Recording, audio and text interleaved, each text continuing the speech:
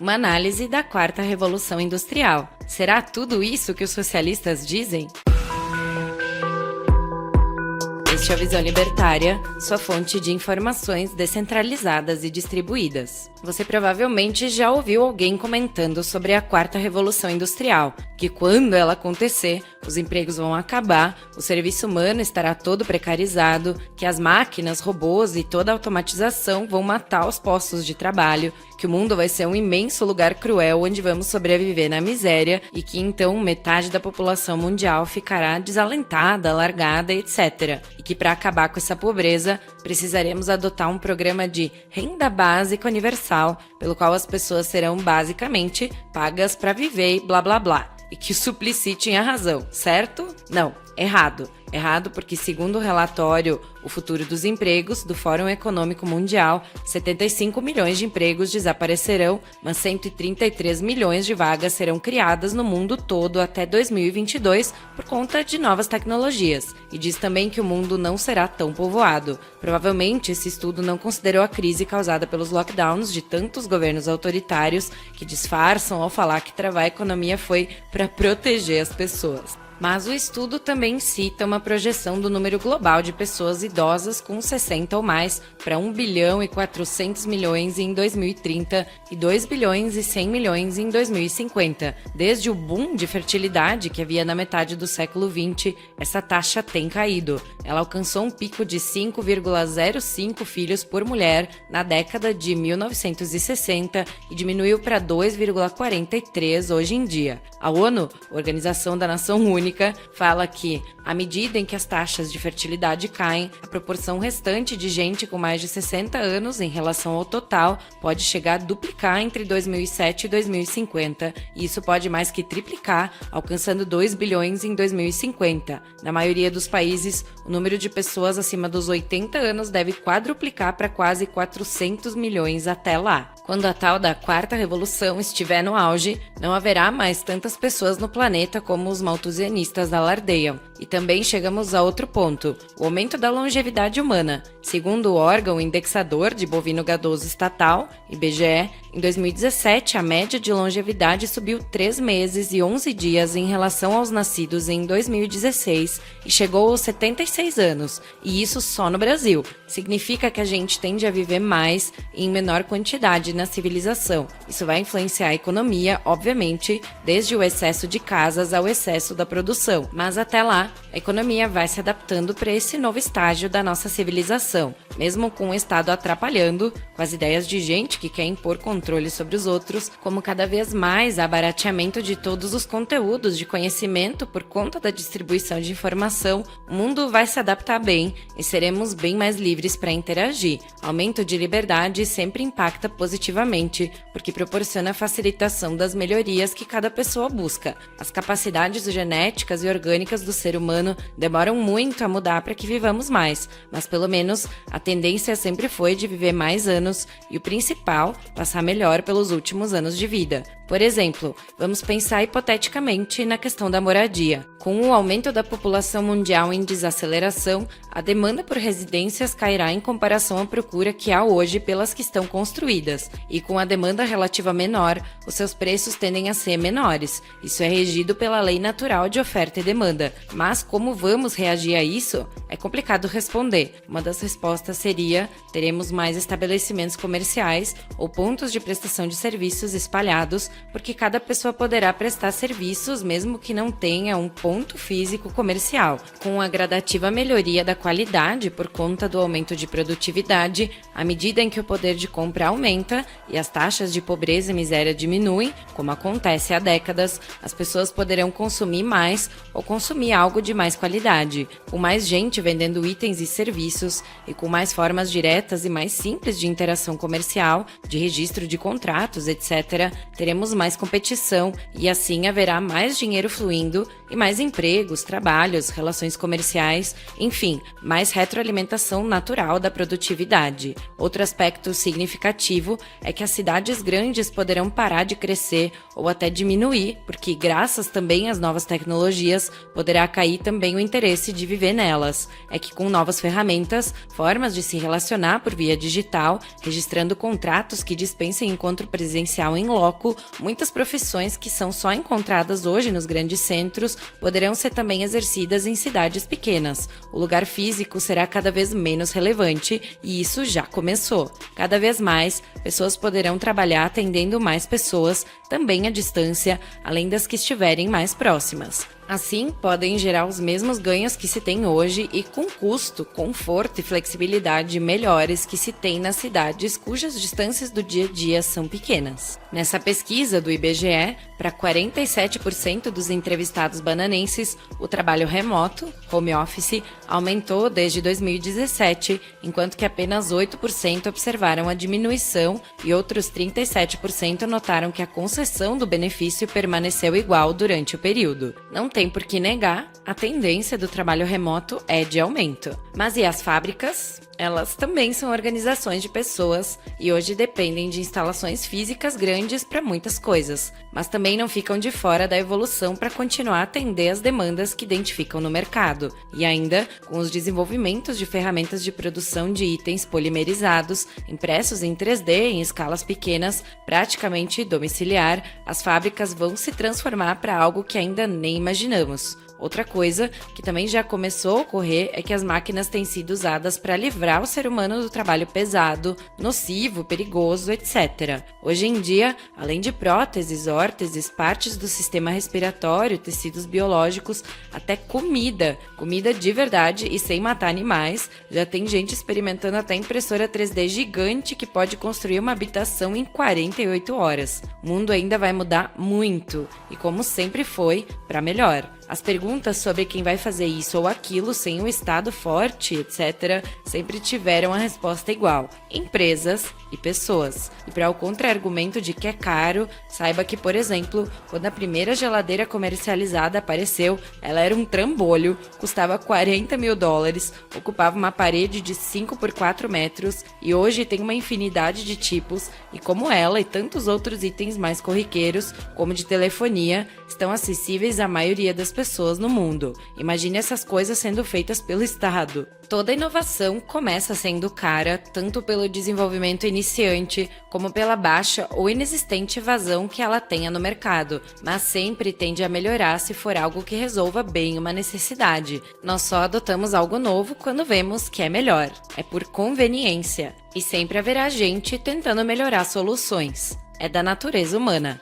Ah, mas essas coisas, saúde, medicina, transporte, são caros até nos países que o Estado provê como gratuito. Sim, bovinão, é porque o Estado impõe um imposto. Desculpe pelo pleonasmo, a gente não adota coisas do Estado, só obedece. Muito provavelmente, quando começaram a ser trocadas as lamparinas a óleo por lâmpadas elétricas de iluminação de rua, a turma dos trocadores de óleo deve ter reclamado. Assim deve ter sido quando foi automatizada a soldagem das peças estruturais dos carros na linha de montagem. Mas nesses dois casos, e em vários outros, pessoas pararam de executar funções ruins. Já teve tantas profissões que nem imaginaríamos hoje. Aqui tem algumas. O despertador humano. Era um cara que tinha que acordar antes da pessoa que queria ser despertada por ele, e o jeito era usar uma pedrinha ou uma vara se a janela fosse alta. Tinha o arrumador dos pinos de boliche. Hoje a gente só joga a bola e espera lá na ponta da pista os pinos serem reposicionados, mas isso já foi trabalho de alguém. Outra, já existia um radar humano. Isso mesmo, era para o monitoramento da aproximação de aviões inimigos. E a telefonista, dela muita gente ainda se lembra, mas não é a atendente do saque, do suporte, das vendas que ainda existe, né? Era a pessoa que conectava as outras duas que iriam falar por telefone. Era preciso pedir a ela para ligar o número da outra pessoa. Ela plugava um cabo entre as duas linhas e ainda dava para ouvir se quisesse. Quando ela errava ao plugar ou havia contatos errados entre os postes, surgiu o termo linha cruzada. Esse serviço existiu até os anos 1990 em algumas chamadas internacionais. A qualidade era horrível, tinha chiado. Hoje o WhatsApp, o Google, o Skype, Zoom em vídeo são absurdamente mais baratos. Quem não viu essas mudanças por ter nascido há poucas décadas, pode achar que a vida não melhorou, mas pense em quem nasceu em 1930, 1940. Para essas pessoas, a percepção da evolução é bem maior.